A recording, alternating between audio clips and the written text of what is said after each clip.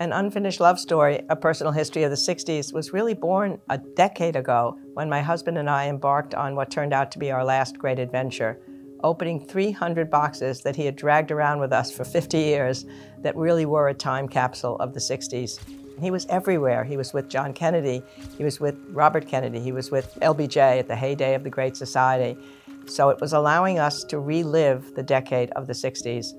It had been a sad time for him the way it ended, because he was with Bobby Kennedy when he died and Martin Luther King was assassinated. There were riots in the cities. There were cities that were burning. So he hadn't wanted to open them for all those years, until finally one day he came walking down the stairs singing, and he decided, I'm 80 years old, it's now or never. It's time to go through the boxes. And that was the beginning of this great adventure. It was a very different experience to become an historian of myself and of my husband. After decades of studying dead presidents for an entire 50-year career, I was used to looking at memoirs and diaries and letters of them, but now here, this was my guy. He's sitting right across from me. I'm reading his diaries and his letters, and I'm able to ask him questions. And then for myself, it made me feel connected to my past in a way that I might not have been quite as deeply, and it made me understand Dick in a way that I had not known him, even despite all those years of marriage.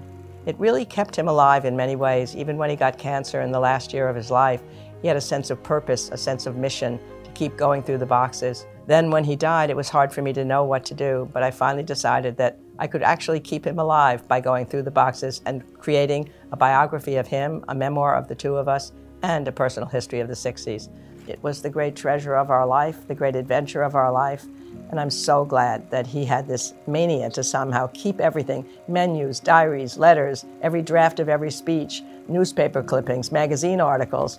It was extraordinary.